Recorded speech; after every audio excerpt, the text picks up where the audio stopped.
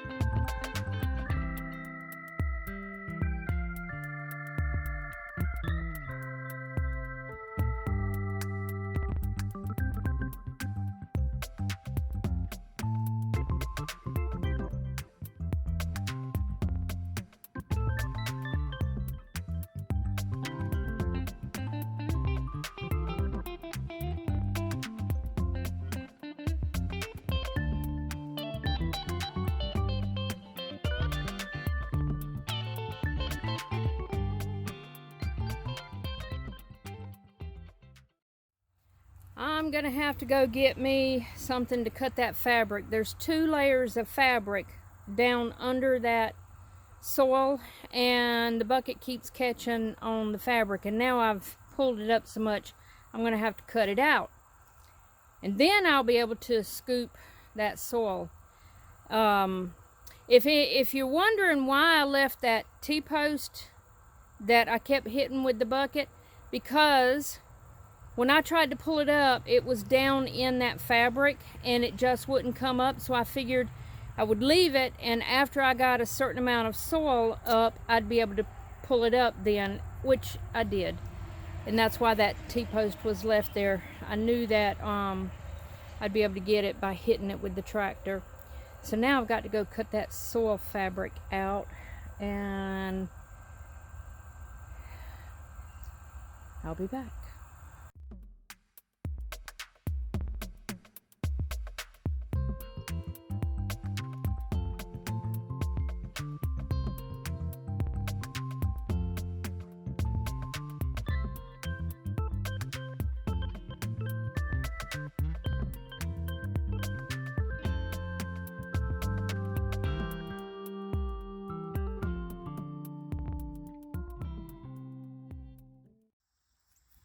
While I've been back here working, clearing this mess up, I've also decided in the middle of it, I stopped and took the time to go ahead and plant this box here. I had said that I would not plant this year and I would save it for one more season next year.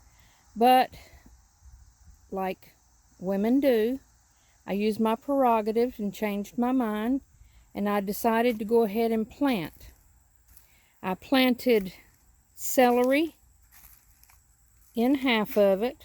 There's 6 celery plants here and 4 collards. I got all of these from Lowe's. I couldn't help myself. When I was shopping with my granddaughter last week, I saw them and they just yelled, buy me, so I bought them. And they're planted out here. I built this PVC hoop system to cover them up. I've got a mesh material over the top of it for right now, and that is in an attempt to keep caterpillars off of my plants. I may take the mesh down as it gets cooler. I've got a protective cloth that allows the sun and the rain to come through. It's a little bit thicker, but it's like a frost cloth, and I probably will change that out. But for right now, I've got the cloth on there. They're held on with clamps.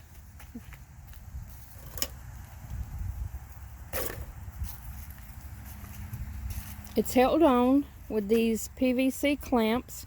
I have these listed in the description below. I got these from Amazon many years ago, and I use them on the PVC, and they just snap on like this. Easy on and easy off. I'm not sure how easy one-handed though, but they hold material onto the PVC. And I've just got one pipe going across the top, and I've used a T. Probably can't tell right here, but this is a T holding the pipe in the middle on. Now, right now I've got the clamps holding that in place. You can see a clamp here and a clamp here. It's holding this in place.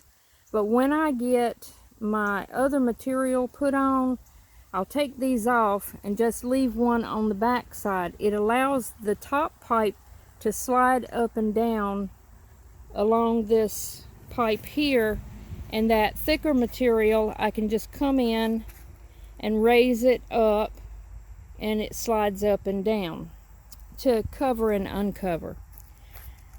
So celery and collards are both heavy feeders. Get out of here, butterfly. We don't need any eggs.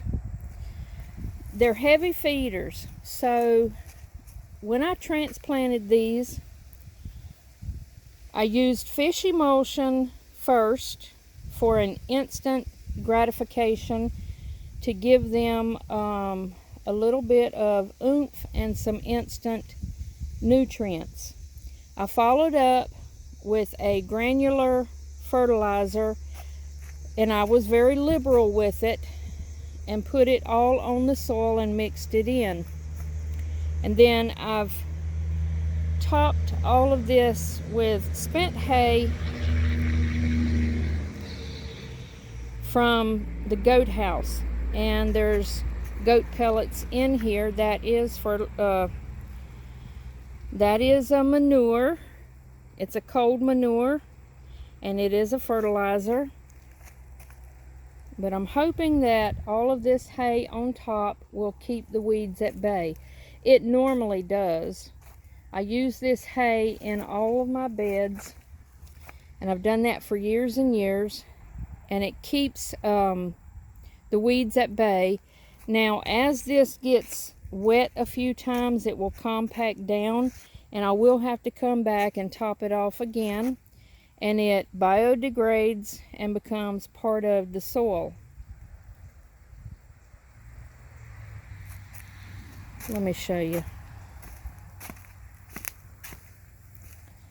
This is my pepper bed, and you can see some of the pellets are still here. They're a slow release. They take quite a long time to break down, but this whole bed was filled with the hay, and it has all broken down and has just become part of the soil. So yeah, I changed my mind, and I decided, why not plant? It's a box that's ready. It has good soil in it. It has a lot of earthworms in it. And so I changed my mind and I planted.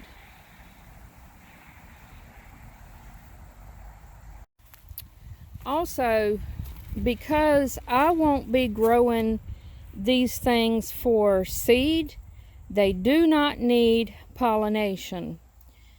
I'm only growing them for the vegetable itself, for the greens.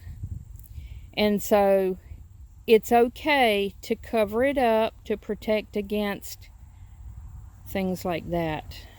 Beautiful as it is, I don't want eggs laid and caterpillars and worms munching on my food. So it will be covered, since I don't need to worry about pollination. Now, if I was going to be saving seeds from these things, I would want to leave it open so that there could be pollination and these plants could produce seed. And this is what it looks like with the bricks on it and the snap clamps. And that butterfly is already being pesky and is already eyeballing my food.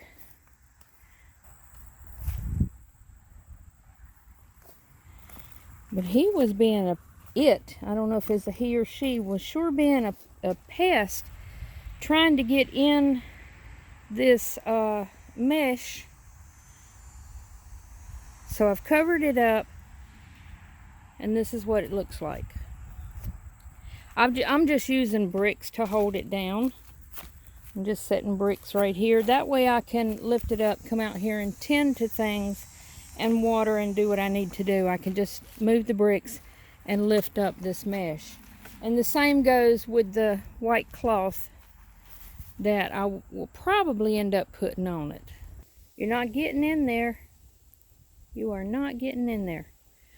So the collards, I've got 8 more collard plants to set out elsewhere. That butterfly wants in. It says, I like celery. You have to go find it somewhere else. I just want to take a quick moment also to show y'all this beautiful purple basil that I've got growing at my chicken coop. Is that not gorgeous?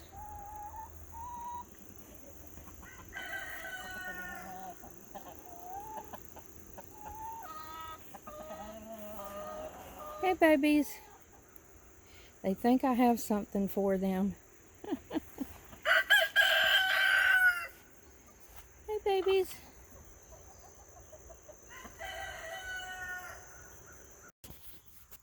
I've also got a few scattered zinnias that are still hanging in there.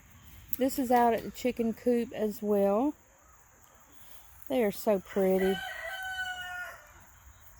I know it's just a few, and they're getting that leaf spot on them that zinnias are famous for getting, but I just think they're so pretty.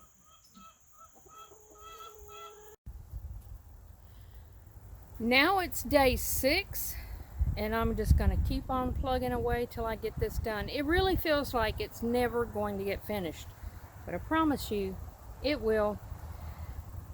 So the next thing that I'm going to work on are the 3 boxes in the back, and instead of coming in sideways with the tractor from the right side to the left to scoop, that was working yesterday against the fabric. So I'm going to come in, when I get those boxes cleaned, I'm going to come in a different direction and scoop the soil in the same direction that the fabric's going, because now I've got to repair pieces of fabric that I've got out there because I tore it up yesterday with the tractor.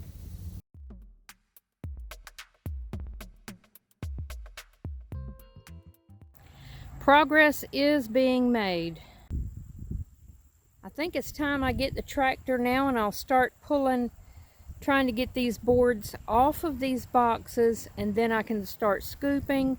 And over there is where I'm putting all of the soil, and once I get all the soil up off of this fabric, then that pile over there will get covered with I don't know if I'm going to use a tarp, or I've got a dark black covering, but I'm going to cover it up to help it heat up and hopefully start killing the weeds that I've just put in that pile.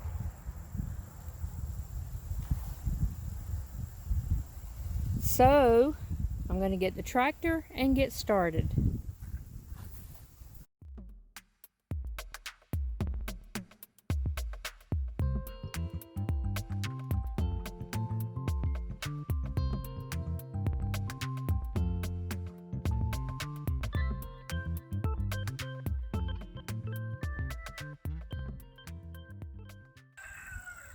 Okay, I think that's a pretty good load. Off to the burn pile this goes.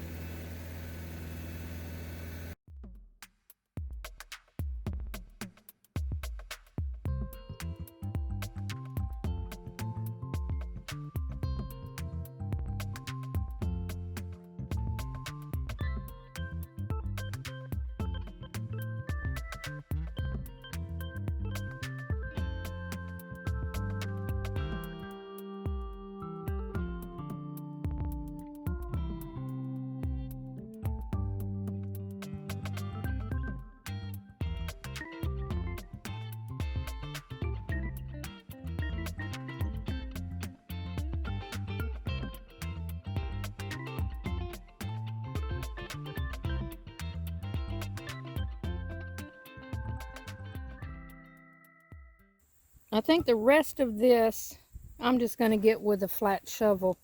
It's too shallow for me to scoop without tearing into the fabric. I did grab the fabric way over there in that corner at one point, and you can see the fabric is curled up right in here.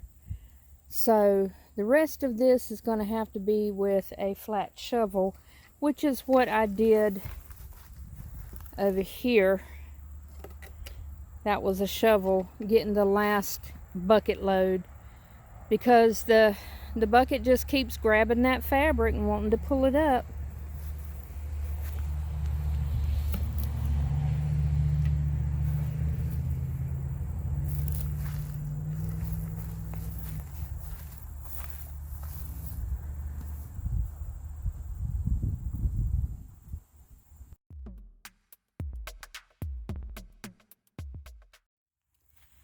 Okay, with the shovel I have filled up this bucket load, and I probably have another good bucket of soil laying here, but I cannot do any more.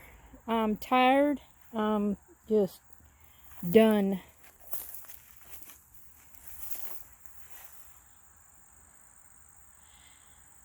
Whew.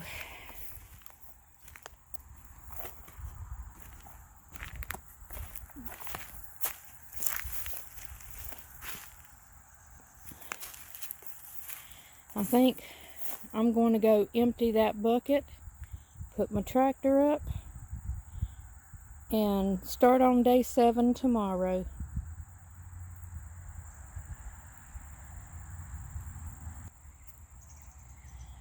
So that's where I stand.